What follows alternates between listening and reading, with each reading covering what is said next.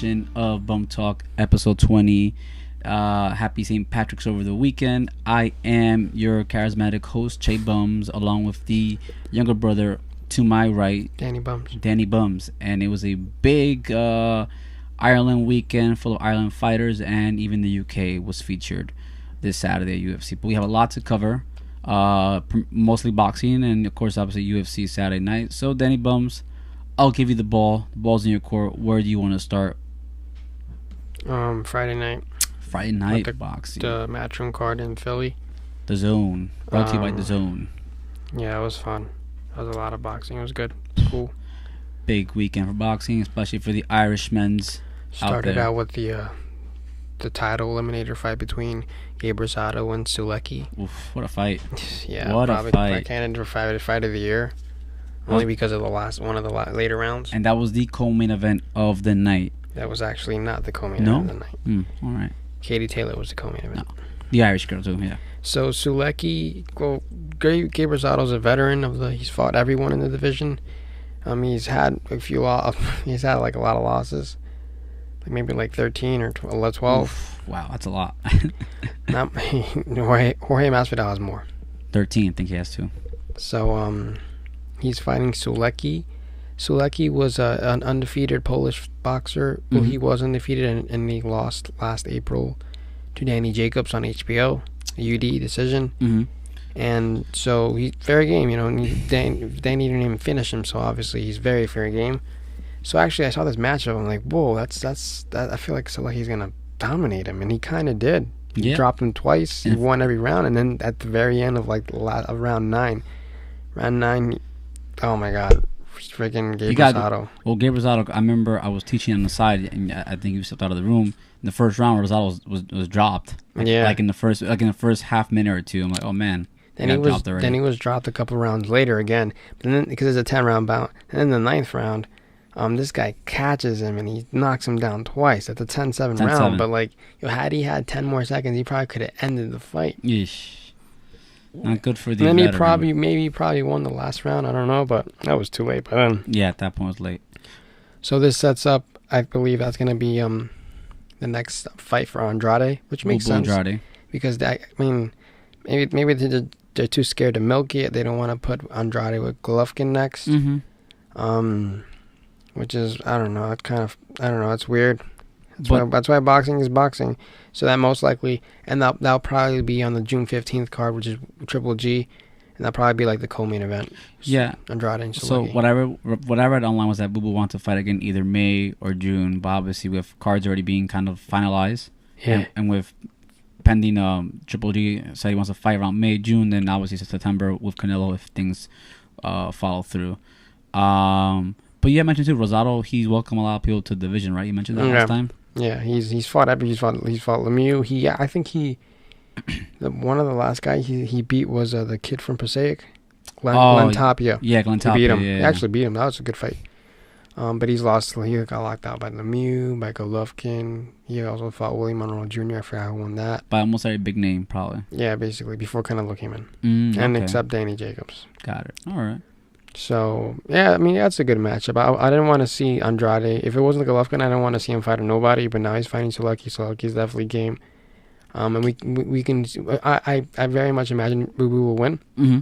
But we'll be able to see where he stands out by comparing his performance against Danny Jacobs. So he's finally. I feel like he's finally. I feel like this is gonna be his first real fight, because his two last fights were no. Not yeah.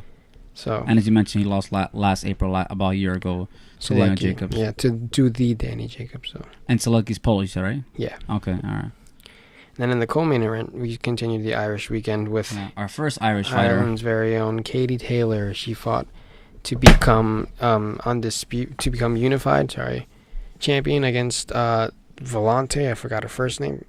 And I see she won 3 belts. 3 belts, there. right? Yeah. So. She coming in the fight. She had 2 belts. Volante had 1, and then she obviously beat her. Was it a UD? No, I think the referee stopped it. All right. Because she kept beating her up. is this the same girl that where Conor came out back in October when Boo Boo Same fought? girl. Okay, yeah, I remember Boo Boo fought that card as a Same TD girl, card. the Yeah. Irish girl, yeah. Yeah. Okay. All right. And yeah, it's great. It's great. It's good because like the next fight they want for her is to make the undisputed fight for the one girl. She has a WBC about, I don't know, I forgot her name, but that's great, man. She won a gold medal in 2016 the Olympics, and then she signed with Eddie, and now she's about to be undisputed champion. Has there been any undisputed women's champion? I do not know, but there will be. There's definitely one in April, 1 month away, because Clarissa Shields, yeah. Right? At 160.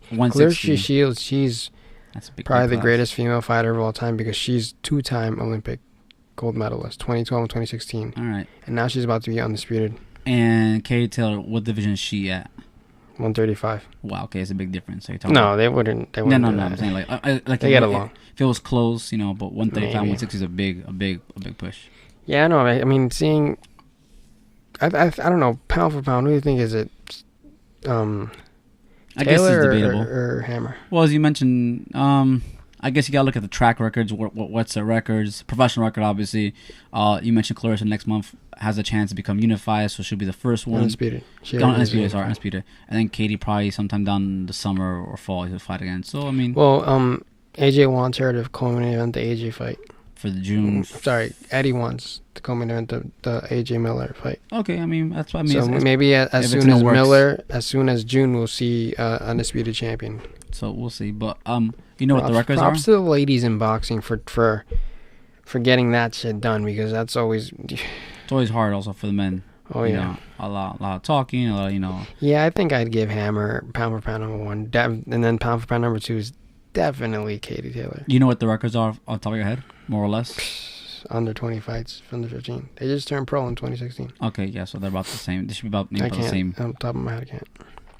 All right. Well, that was our first Irish phenom. Yeah. For the weekend. And then the main event, which is Tevin Farmer's hometown against Philadelphia, right? Yeah. Yeah, against Jono Carroll, Irish guy. Tough Irishman. 130-pound champion. 130-pound bout for the IBF, I think. Shit, what belt does he have? So he has the IBF, yeah. IBF has the at 130, which is super featherweight. Yeah. Because featherweight is 126. Yeah. Okay. So he fought another mandatory. He's actually fought 4 times in like 8 months or some shit. Okay. Where he's most active champion in boxing right now. It's like Tevin Farmer. What a fight! I really like this fight. This John O'Carroll guy, man. He came to work, man. The first couple rounds. The first half, he was doing good, and then Tevin showed a lot that I wanted to see. Like he showed patience, he showed composure, he showed that he was thinking, and that's the type. I didn't think he had that. Well, maybe because I've never really seen him, never really cared to watch his fights. I've never seen his fights before. I've heard of it, like I said, I've heard of the name. I always see the whole call out with Javante, but the first time I saw it. But obviously, go on. I was saying, this is the first time I've seen Tevin Farmer fall. I've seen videos and all that stuff, him calling out Javante and all that stuff, him being a champion 126. But it was the first time I ever saw him fight at all. Yeah. Supposedly, Eddie Hearn has said, I mean, I think reporters put it in his mouth that he's offering $6.5 million. Obviously now Leonard Ellaby said that he's made more than that. I don't think so. Oh, okay. Maybe, I don't know. But then again, Tevin did come out saying, "Hey, if he's getting paid, I want to get paid too." So of course, I don't think we're going to see that fight next. But what I like about Eddie, he's going to have Tevin fight another champion at 130. Yeah. Okay. I don't know who. I forgot the name, but that'll be good because if Tevin wins, he'll be the only champion that will have 2 divisions who automatically makes him number 1 in the division. And then you think that's gonna have a big. I know LB is gonna hate that. Cause I mean, right now, I think. I mean, he does have the most title defenses probably in that division, Tevin. But I just think Gervonta's the man. But I think if someone gets unifies, has 2 or 3 belts, you can't deny that. So think that's really smart of Eddie. Do you think this might possibly lead if Tevin wins a belt down the line, say in the summer? I don't think next is the fight. I think maybe if it were to happen this year, it's definitely at the end of the year. No, what I was gonna say is, do you think whenever he fights in the spring, fall, whenever the case might be, and Tank doesn't fight, do you think this is a possibility maybe for early next year of co-broadcast fights eventually on the line? Maybe. I hope, because working with Al Heyman, Think it's a possibility. I hope. I don't know. I don't know what these guys. Yeah, it's always hard. Besides the money, there's a lot of factors to it too. You know, who gets the broadcast rights, who makes more, and all that stuff. So there's always a lot of numbers behind it, a lot of factors behind it, and obviously to a certain extent, politicking to organize these fights. But who knows? Maybe down the line you could see co-promotional broadcasts. I don't know. Like, I know you mentioned that tweet that in a perfect world where PBC can work with ESPN down the line, but like I said, this is just too early for now. But down the line, because like I said, a lot of champions have signed with other promotions broadcasts, so it makes it impossible to unify a boxing division in today's world. But at the same time, I was thinking about it the other day, and the weirdest places I think about these weird things. I'm like, in a way, it helps out, but having, how there's 4 governing bodies, that does help out the whole promotional, of course, broadcasting. Yeah, because absolutely. if there was only, imagine there was only one title for each division. Yeah, like that'd be almost pointless. Yeah, like the UFC per se, for example. And I feel like that was probably made that way purposely. Yeah, because the world knew. I mean, the people knew that there'd be so many different broadcasters and different promoters. Yeah, and that's what makes boxing a little special too. But the thing is, if that's the thing is, I feel like. If boxing was one unified promotion with one belt each division, that would close the gap. Of course, with a lot of much elite more fighters, and make fighters fight each other. Just like, and then people's records would go faster. Yeah. So just like what the UFC did. So it's like anything else, there's pros and cons to to doing certain things. But obviously in this case, I guess the pros outweigh the cons. But like I said, I guess the biggest factor would be like, if these are all together under one body functioning, people will have a lot of losses. And there'll be less undefeated records. The gap will be closer. Like, who the hell doesn't want to see Errol Spence and Terrence Crawford? As an example, yeah. Exactly. Oh my God, imagine that fight. Well, it's a possibility if these broadcast rights can work together, like for example ESPN. Yeah, Al Heyman is. Yeah, but I mean, he doesn't believe in anything else. I mean, it's part of the fight game, I guess. It's always you can, there's pipe dreams and there's things you can't work out. Spence, we'll get to Spence. I mean. Well, so quick thing, real thing with WWE, like who wouldn't want WWE versus New Japan? But anyway, that's a different story for a different day. But that was it for. That'd be amazing. Yeah, it would. But that was it for the Friday night fight slate. I was the first one out of 4 fights this whole weekend. Number 2, we're gonna cross ship over to Europe, right? To the UK, to London. I believe they're at O2 Arena. Another fight night, I believe UFC Fight Night 147. Headline between Darren Till versus George Gamebred Masvidal. And I think we'll start with the co-main event, Danny Bums. Yeah, Leon Edwards versus Gunnar Nelson. I thought Gunnar Nelson won that last round. Yes, they did say that. Maybe he might have stole the end of the last round. I definitely won that last round. Maybe, I don't know. Gunnar Nelson, I don't know what to say. Maybe because I'm a Gamebred fan, I just don't really believe in him. Yeah. I don't know. He lost. I don't know, but a performance. If you almost got slapped, if you almost got in trouble by Gunnar, no offense to Gunnar, but I don't know. Yeah, it was a lot of. I mean, there wasn't a lot of exchange, but there was a lot of grappling. It was a very submission based fight. But like I said, Leon, I wouldn't say Leon totally dominated the fight, but he definitely had most of the advantage. He had a lot of ground space. It wasn't too much exchange back and forth going, but it was an okay co-main event, to be honest. One top 10 guy, Leon Edwards, he won, and obviously Gunnar was 13, who's Team SBG. So I guess another Irish correlation there. He was 13, so I don't know, maybe he drops out of the rankings or he becomes 15. Leon is one of the next rising phenoms in the welterweight division, obviously. He won over Cerrone last year. He beat another guy, number 13. So, can't say much about the match. To me, it didn't really do much. Just okay. Well, I don't know. At least for me, didn't do much. I don't know. I feel like says he wants to fight for the title. He needs a show. Yeah. With that, realistically, we already know it's probably Colby. If not Colby, maybe Tyron. Not Tyron, maybe Ben. Yeah. So not Ben, maybe Masvidal. There's a pecking order. So I don't think. Yeah. And plus, his wins were like I said. I'm not knocking him, but he won against a 13 guy, and then he beat Cerrone. I mean, it's a big name, but still, it is what it is. But yeah, it was an okay co-main event. I mean, overall, before we get to the main event, the card again was kind of top heavy. First few fights were eh. They weren't terrible. Ozdemir better than last and Saturday. And Reyes. Yeah, better than last Saturday. Definitely. Yeah, last Saturday was literally top heavy. But yeah, I didn't catch that fight between Ozdemir and Reyes. Me neither. But from what I heard from the comments and videos I saw, it was very controversial. It was a split decision, and a lot of people thought that Volkan won, but it's part of the fight, you know. And they know why. Always says it from the beginning. If you want to win, don't let it go to the judges. Yeah, always. Because it could be the idea. Oh, I won. I know I won, but then you know, the results come in. You didn't win. And that's Reyes is undefeated. Yeah, undefeated top contender, and then I believe Volkan is now 0-3 since losing to Cormier, right? Yeah, he's lost 3 in a row. He lost to Cormier January last year. Then he lost to Lionheart, I think, in the fall. And then he bounced back real fast, and he lost. But like I said, it was controversial. So, you know, split decisions for me are just Yeah, it's but go both ways, I guess. Because it was literally 29-28, I think. He called out John, and John was just like, no, or something. I don't know. No. And he has a better chance with Johnny Walker as opposed to Dominic Reyes. But, I mean... What card was last week? It was the Kansas card where I said was just the main event was the biggest fight of the night. Who was that? The Black Beast versus JDS. That was last week? Yeah. Last week. That's a very weak card to say at least. But yeah, there's a new slew, I guess, of light heavyweight contenders to say. Dominic Reyes, one of them, Johnny Walker. So we have, you know, like any kind of like generation, there's always new, you know, contenders. So we'll see what happens with Johnny Walker, and also maybe we get a Walker versus Dominic Reyes. So we'll see what happens. But can't comment too much on it. We didn't watch the fight per se. No. We got home literally for the co-main event. I think they were giving the promo when we got home. Yeah.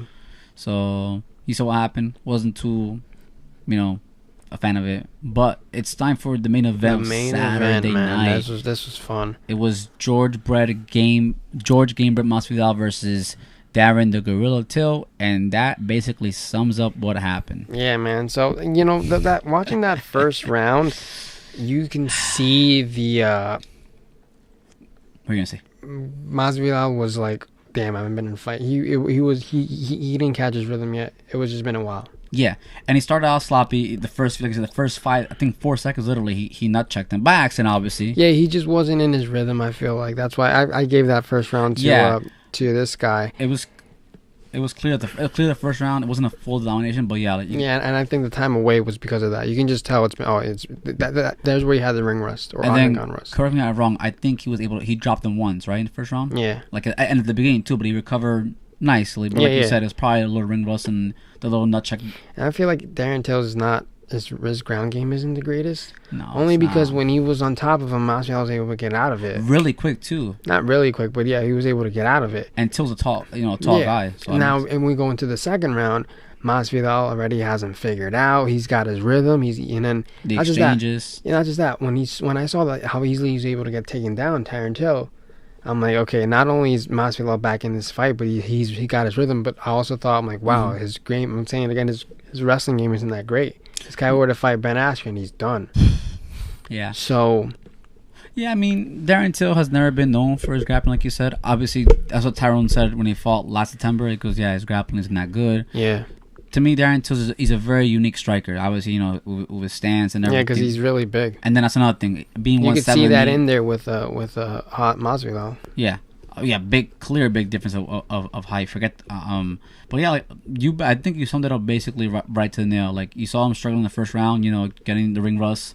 He was away for almost a year and a half because he last fought November 2017 against Thompson, which is kind of built like Till, you know, tall but more like martial artist. And he went the distance, but he got dominated by Wonder Boy. But that punch really surprised me. It really did. When he got him in the left cheek over here, I'm like, oh man! And then he dropped stone cold. Yeah, and then I think when his head hit the canvas, I'm like, that didn't help either. Yeah, because the profound impact, and the doctors came up right away. Yeah, he was out, and then wow, you can just tell anyone watch this fight, you can tell. Okay, the first round he was just trying to get his rhythm. He didn't have it. He did not have it. And the second round, wow. He said I'm in. That's why he didn't. This 2017 he fought 3 times. Yeah, he fought January versus Cerrone. Then May, and November. Yeah, it's 3 times a year. And then now he took a whole year off. So I get it. He needed that year off. Yeah, especially mental, physically. And he looked freaking in that second round. Especially when you're at an older age. Especially surviving that hit from Till too. He looked amazing. But yeah, he needed a break, and obviously when you get older, it's much harder to like weight cut and to work out your muscles. Because he's like 33, 34. He's been around for a long time, and like you said I think to me last night or Saturday that part of the reason why I took a year off is because his manager suggested to him to do that American just Spanish version on Telemundo, which Exalton USA I think it's called. For a few months he did it, so I guess that also kind of rejuvenated him, gave him new perspective. But yeah, congrats. He's back. He was number 11. You mentioned something Saturday night, and correct me if I'm wrong, that he'll probably take RDA's spot in the rankings. I think you mentioned that. Maybe, yeah. Because he beat the number 3 guy. That'd be a good fight. He beat the number 3 guy. Yeah. Remember Ashman? I don't know. That division is up in the air too. It's a clusterfuck. It really is. Because we don't know. Because this guy. Because I think even the UFC was trying to push they were behind the whole. I don't know Dana, but the UFC was pushing the whole Ben versus Till, assuming Till won. Exactly. But now it's like, oh damn. Even Ben Askren said today, I'll fight anyone top 10. He said he changed his mind. I'll fight anyone top 10 if it isn't Tyrone. Would he fight RDA? Who? You think Ben Askren will fight RDA? Nah. Well, I mean, I think they're giving that fight to. I think Ben will whoop him. I think they're giving that fight to Tyrone RDA. Okay, I mean, not bad match. Okay, so just playing matchmaker real fast, because he's a number 7 guy and I like him. I want to see Masvidal versus the Argentine Santiago Ponzinibbio, 7 guy. He's 7. Good. He's still That'd ranked. be really good. Yeah, 2 Spanish guys. They could. That'd be great. They could headline like a South America fight night. Yo, that's so. I think that works out marketing wise. If you could do Hispanic versus Hispanic, like in Mexico. That guy's tough too. Yeah, he's tough. That'd be great. That'd be great. I think that'll be a great match for him. But we don't know, because obviously the fallout, there's always fallouts in fights.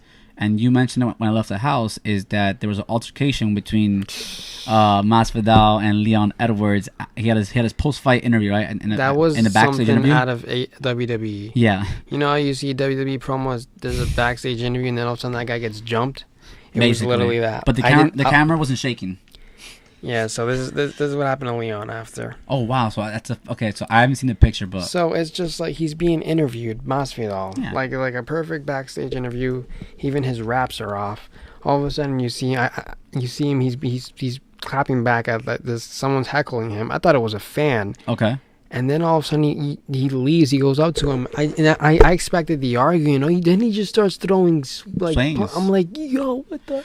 I'm like, this is the craziest backstage interview and combat sports history ever. So do you know what exactly Leon was saying? Or we were just talking trash? Yeah, he was saying, fight me in July, shit like that.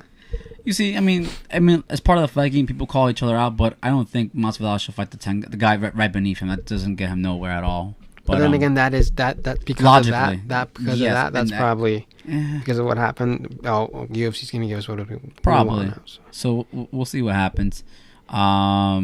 So any thoughts about the fight night in London over the weekend? It was cool. Oh, and congrats to the Count, Michael Bisping, who got inducted. They really into the took it. It really felt like a UK production.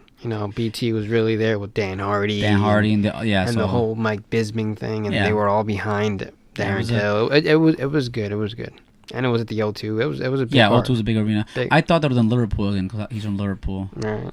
But the Gorilla goes down again. That's 2 straight losses. Yeah, I don't know what happens to him next. So he got submitted and knocked out. So I mean, we'll see. I mean, they should give Edwards.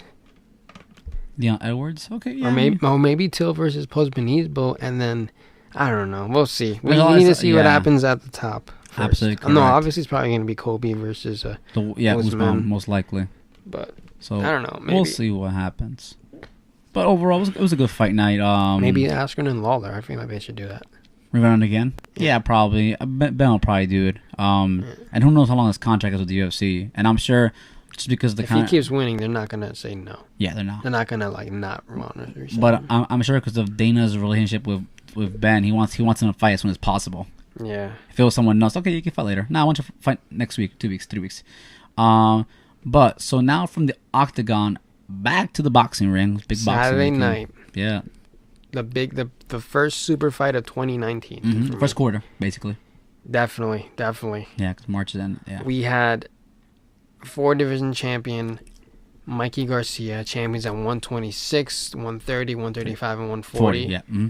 Moving up to fight Errol Spence. Errol Spence Jr., who is the IBF welterweight champion, That's correct? right. Okay. Getting the belts correct. All right. Yep. It's a big showdown, and Yep. Danny Bum mentioned it, and I didn't think about it. They picked the perfect venue because Errol Spence is from Dallas, Texas, and Mike Garcia is Mexican heritage. Obviously, Texas has a big Mexican population, so they picked the best venue for. By the way, they didn't break the boxing attendance there. No, I heard it like 45,000. 47. 47. That's not a lot. 51 was the most, and that was Canelo versus Liam Smith. That stadium is huge. It's a huge stadium. It's Canelo. Yeah. Wow, 45,000. That's not even close. 47, I think. 47. All right. Yeah. So break it down, Danny Bums. Wow. I don't know. Errol Spence, man. You can. The first round was like a chess match. Okay. You can just tell they were filling him out. I don't want to say what everyone's saying. You know, pat Mikey on the back. I mean, people have done it before. Of course. AB was champion at 135. And then he went up to 147, skipped to, and he fought Paulie, and he beat him. Famous interview. So, but then again, Mm-hmm. I was reading that AB said that today, but I'm like, are you really comparing Spence to Malignaggi? Yeah, I can't compare that. Don't do that. Yeah. But So what did I think? I thought I scored 11-1. I thought Mikey won the second round. I thought he did really well in the second round. I'm like, oh wow, we got to fight, and then nope. Spence, man, wow, that kid has everything. He is one of the most complete. He's truly complete boxer. Complete boxer, speed, power, boxing, IQ. He is the real deal. Yeah, so from what I saw some of the clips at the fight yesterday and articles I read, like it was like a clinic, a pure dominant victory. Yeah, it was a clinic. Basically from every article I read, he dominated the victory, the win, everything, dominated the ropes. Well, I will give Mikey props is that he was never like out of it. Okay. And he wasn't even stopped. So was he ever dropped by any chance? No. Okay, never. That's when like Mikey was he cornered? First time. Yeah, a couple of times. Okay. Mikey actually had success when he had him on against the ropes, but like Spence is too smart. Spence is freaking. He's another Mayweather. I don't know, man. Mikey. I mean, I'll give him props. And I just he didn't get slapped. He didn't get knocked out. So it's good for him. I think since he has a belt at 135. Go back down. Yeah, he should go there. Maybe 140. He did win a title there, but he had to vacate that quick. Because he said his first fight was AB at 140, right? His first fight at 140 was AB. It was last July 2017. Mm-hmm. And he won.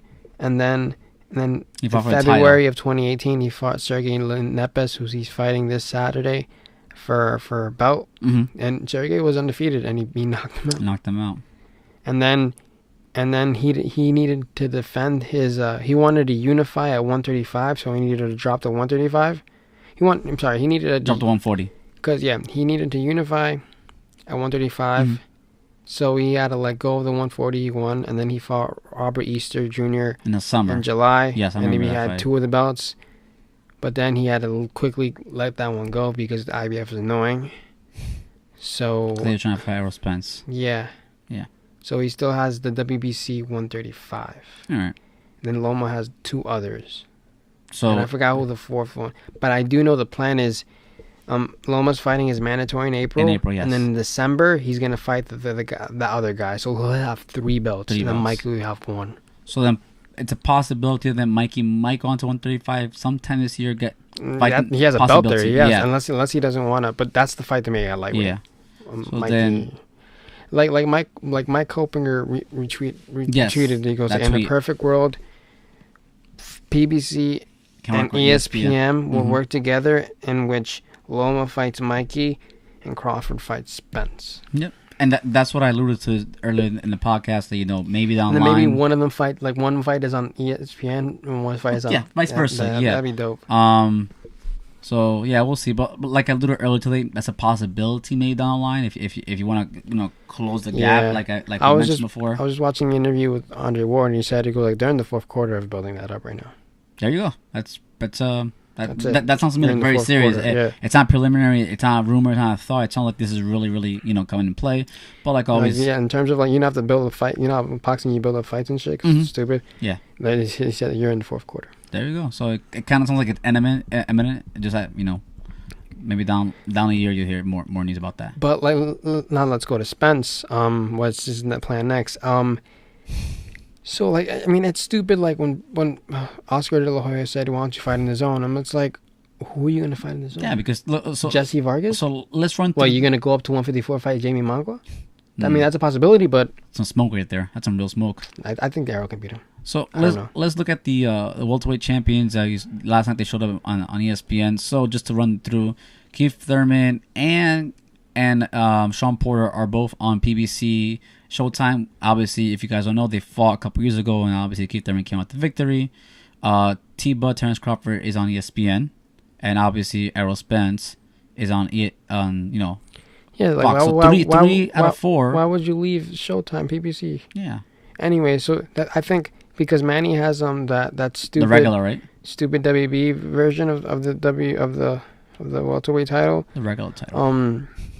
So Manny came into the ring. I feel like maybe Spence deserves that, and I think because even Keith alluded to that in his spa date with Brendan Schaub. Mm-hmm. He said he goes like my plan is I want to fight if I can get Pacquiao next. I want to fight because since I had the WBC. Yeah. And I've beaten Porter. I want to fight Porter so that when I fight Spence, it'll be for 3 belts, which makes perfect sense. I'm like, okay, make a tournament. Have Pacquiao fight Spence, have Thurman fight Porter again, and then boom, everyone comes together. The winner has 3 belts.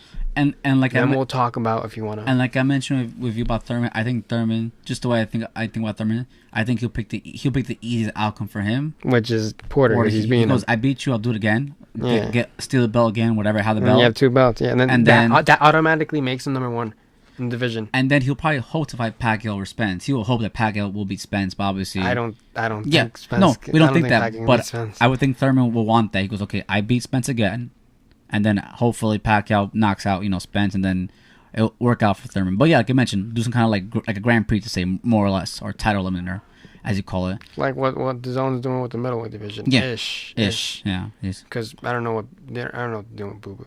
But yeah, and we'll see. Obviously, T-Bud, his biggest fight is come up and coming in April. It's an ESPN pay-per-view, so that's probably a lot of money against Mir No Chin Khan. And you have mentioned too that, and we'll talk about that in the next fight. Any more thoughts about Spence and Mikey Garcia? What do you think about that situation? Well, like you said, everyone's patting Mikey Garcia, but like remember, besides the title on the line, what was more on the line was your undefeated record. Yeah. Even if there was no belt on line, like that's it. It's a 1 loss. It's on your permanent record. That's it. You can't do anything about it. Look what this idiot Bob Arum tweeted. What did he say? Unlike Mikey Garcia, Amir Khan goes into a fight intending to win. His boxing ability, which is phenomenal, could give Terrence Crawford fits. He's capable of pulling the opposite. So he's saying Mikey Garcia was not didn't want to fight? Well, he's trying to shit on PBC's super fight. I'm like, well, you don't believe that yourself because you know Crawford's gonna whoop that boy. You know, it'd be crazy. Imagine Amir gives him a good fight. God. I can see that. I can see possibly T-Bud. Probably. I think Amir post the Canelo fight. I think he's past his prime. Yeah, it's clear. He fought Tanya Vargas a couple months ago, and Tanya Vargas isn't the most toughest cookie out there. He went the distance, and he got dropped by Vargas. But he struggled. Yeah, that's what I'm saying. He struggled against I don't want to say wash fighter, but but we'll see. I mean, this is T-Bud's. I believe from what I read from the comments and what you told me, this is his first real test, right? Yeah. Yeah. And go ahead. If it wasn't Amir Khan, he was going to fight. Which I want to talk about this. Luis Collazo, right? Collazo. So let's jump from Saturday night over to Sunday afternoon. Yeah, they got some good coverage. I like how they cover boxing. Yeah. I didn't know Mark Kriegel left Showtime and he went to ESPN. Yeah, he was commentating. He used to do these like very personal one-on-ones interviews with Adrian Broner and Danny Garcia, and then he even made Danny Garcia cry once. Oof. because he made him touchdown, and I'm like, yo, this guy's really good. I'm like, wait, what are you doing? I'm like, damn. So he's like the Dr. Phil of Yeah. boxing. So the epitome of St. Patrick's Day, because St. Patrick's was literally yesterday. Yeah. My brother's wearing his Irish Conor McGregor jacket. I don't know if you can see the Irish. It's somewhere. I don't know where it is. There it is, Ireland. You see IRL. So yesterday was the epitome, and it has become a tradition now for the past 3 years, because the Conlan Revolution, it was billed a thing like that. Yeah, 2 years ago. But before the Conlan, we're going to go to the co-main event, right? Yeah, I mean, I don't pick a picture, but it was Sammy Vargas versus Luis Colombian, Collazo. yeah. Two guys who, between Already- both of them, have fought everyone in that division. Two true veterans of the game. True Yeah. veterans to say. Everyone.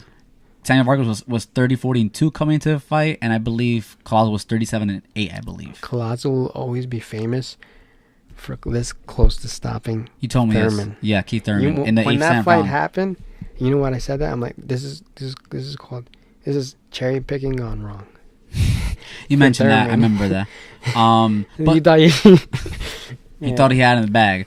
But as Danny Bones mentioned, so if Tebow wasn't going to fight Amir Khan for whatever reasons, his next opponent was a co-main event last night. Because who else is there to fight on ESPN at There's not 147? really no one big. Probably, so before Amir It's Khan, like I'm going back to Spence. Okay, I'm sure with that crazy DAZN money that they have, I'm sure he can get paid and over there. But And fight who is he bunch of- gonna fight there? exactly. Jesse Vargas? no, thank you. So quickly go to the co-main event. You know, two veterans of the game. That was a Sloppy. It slugfest. was I sloppy. couldn't They were even just keep up with they were it. going back and forth, I punching don't- each I other. don't know. A lot of headlocks, a lot of DDTs. The ref stopped Yeah. a lot of times. He goes, "Don't hit him, don't hit him." It was, like I say, it was alright. I mean, you can tell they're both kind of old already, but Collazo won. I believe he threw more punches. He landed more Probably, punches. Yeah. So, like I said, the fight doesn't really do much for them. I guess maybe like welterweight relevancy. I guess to a certain extent, Yeah, at best. But there wasn't much Collazo's a about that. legend though. That was good for him. But He needed anyway, the night wasn't about that. The night was about what the car was built at. that. Finn Balor. That too. The car was built as Conlan Revolution. And let's give you some backstory before we start with the breakdown of the main event. So Mick Conlan 2 years ago, March 2017, made his Oh, professional let's go to debut, 2016. Oh, What he's 16? really famous for, the Rio Olympics. where he won gold, right? No, he lost because Oh, he there was lost to some guy that was on the card. yes, you mentioned The that. thing yesterday. is, it was obvious that he lost, that he won it. He Okay. got robbed, and he's famous for the famous picture where he throws up the fingers and he gives it to the judge. I never knew that. He's known for that. Watch, let me pull it up. Conlan. Wow. So okay. So before I get to my side, my part of the story, we're gonna see And he back in went off. 2016 at the I'm assuming at the Summer Olympics. Yeah, 2016.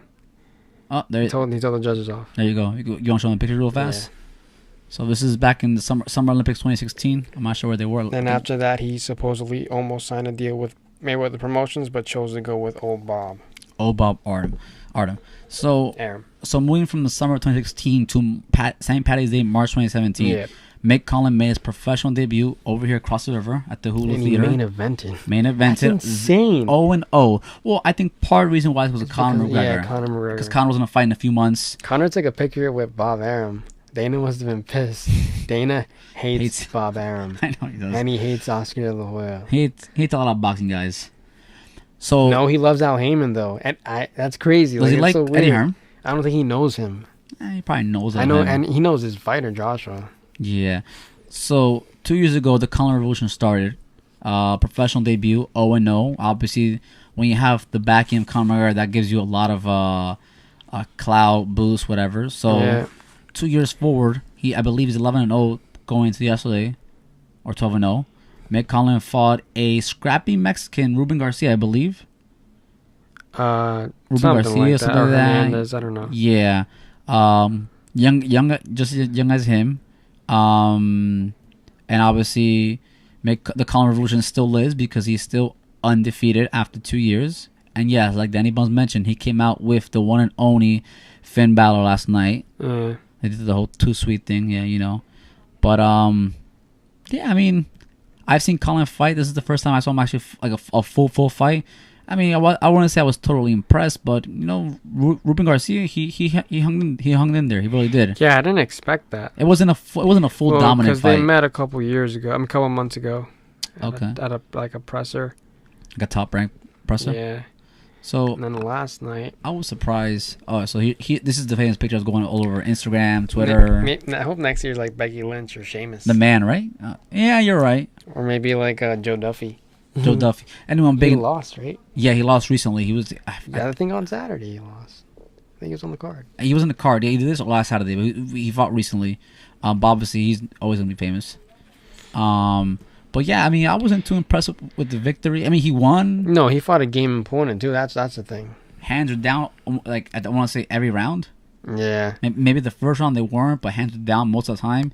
And he fought a good guy who already had 3-2 losses. He held his ground, Ruben Garcia. It wasn't a full domination. Yeah, he won every round, but well, it was okay. I mean, nothing special. But it happens usually with young boxers, you know, especially when they're undefeated. They just fight a bunch of nobodies or people who already have losses, and then eventually they'll get tested after they're going, you know, 15-0, 20-0, 25-0. So, Color Revolution lives. We saw the fight. Any thoughts on Mick Conlan? Obviously, you've been following him since his career started. I think he's really good. He has potential to be a really great fighter. They want him to be. Apparently, this Conlan tank might be the greatest Irish boxer of all time. We'll see. Carl Frampton is probably that. Then we have Andy Lee, so we'll see. Well, Irish boxing's always been traditionally, you know. I think the fight that they've been wanting to make is with what you got there? And that's why I hate boxing. I'm like, okay. A really good fight to make is against Top Rank's very own Shakur Stevenson. Yes, and he's co-main eventing the Khan fight. Crawford, which is great. But that's the thing about boxing. You have to build things up, and it's like, dude, if in UFC you get two guys that are 11-11 versus 11-0, I don't know. Like you're gonna look at fucking the Nigerian the New Zealand kid, Israel Adesanya. Yeah. He has like under 15 fights, and he's fighting for titles and stuff. Yeah. But then again, that's what boxing is, boxing, man. What are you gonna do? It is what. Yeah, I can mention. You won't get the fights you want at the time, but I gotta say, Crawford and Spence. That's at least special. A lot of people want that. That's in the fourth quarter right now. Yeah, and obviously you've seen it on Twitter. They've gone at each other. So, yeah, like Danny both mentioned, that's in. So yeah, I'd love to see Shakur. Maybe that's the main event next year. Shakur versus Conlan versus Shakur. I don't know. I wonder. I would definitely go for the new kid from Newark. Speaking about this, is this like a contractual thing for Mick Conlan fighting every St. Patty's Day? Is he like contractually obligated to fight at the theater? I don't know, but maybe. Because it's been 3 straight years. Yeah, so, maybe. I don't know. I guess, and he's 12-0. So in 2 years he's fought. In 2 years he's fought almost 4 times a year basically. But like if you see his record, he's fought most of kind of nobodies, to be honest. No, yeah, that's how boxers start. But yeah, boxing started. I guess like I mentioned. But yeah, the Colin Revolution started 2 years ago. It still lives. It was a good card. Top Rank always puts on decent cards. They put on some weird stats though. They always put on when they have how many brothers they have and siblings they have. Oh, I don't care about that. They put like 1 of 3 brothers, 1 of 3 sisters. It was a good fight. Of course, the greatest Jimmy Lin Jr. Called the fight last night. Oh, there you go. You got a picture. This is what started it. The Conor Revolution. The Conor and Conlan Revolution. That was great. That was 2017. That's when And I believe no one came out for him last year, right? They would have mentioned that. I don't think so. No, and then Finn Balor obviously. This was Finn Balor this year. And maybe next year Becky Lynch. Sheamus. Andy Lee maybe. Handing down a torch kind of thing. Maybe Carl Frampton. Or that, yeah. Like I said, I mean, maybe it could be Andy Lee and handing down the torch to the new Irish fighters coming in the game. Becky Lynch. I think Becky Lynch probably KTL, to be honest. I don't think they want a woman coming out with a guy. I don't know. I think kind of old school like that. Yeah. Ooh, I mean, go ahead. Maybe this is a pipe dream, but maybe if Katie ever fought Clarissa Shields, if it ever happened, at some kind of catch weight, maybe Becky Lynch could be at the corner side. I don't know. That'd be insane.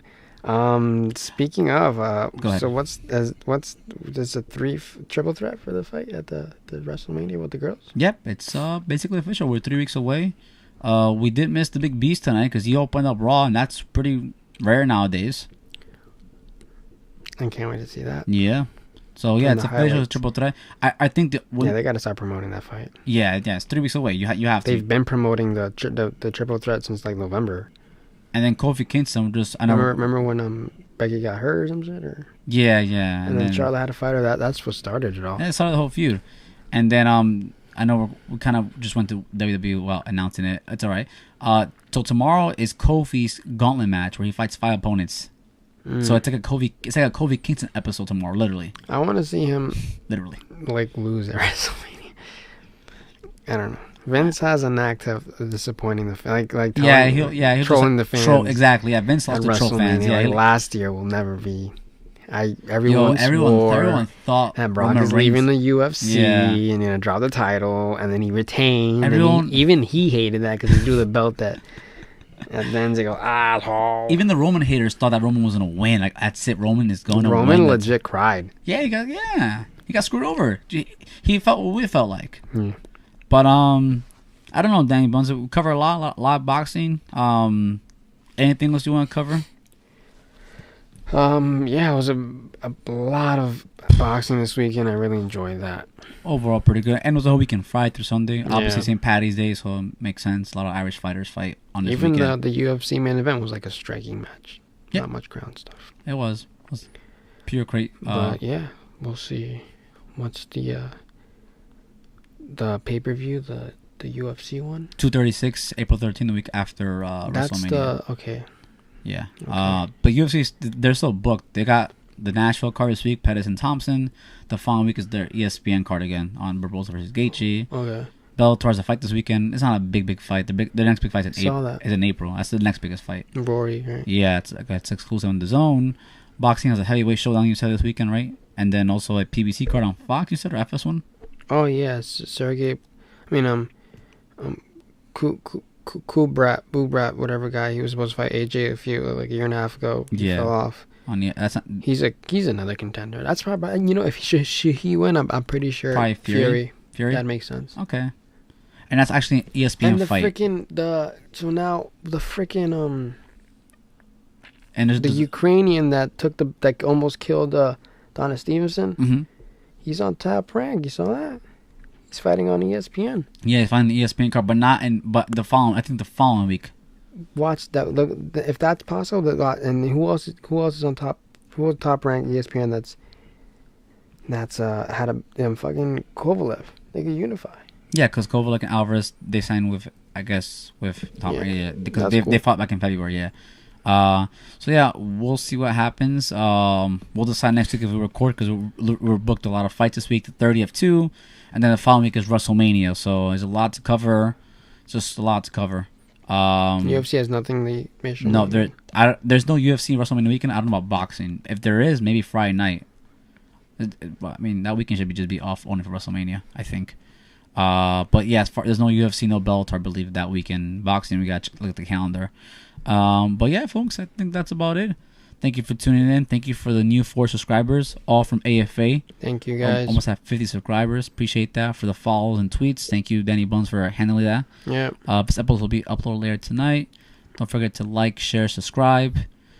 Share on social media platforms. If you want to be on, please let us know. You can text us, whatever, DM us. Please let us know. Come on the show. Email us. We got no emails. bumtalk1@gmail.com, or come through. Follow us on Twitter @bumtalk_, guys. Take care, guys. All right, guys. Have a good night. Take care. Yep. Later.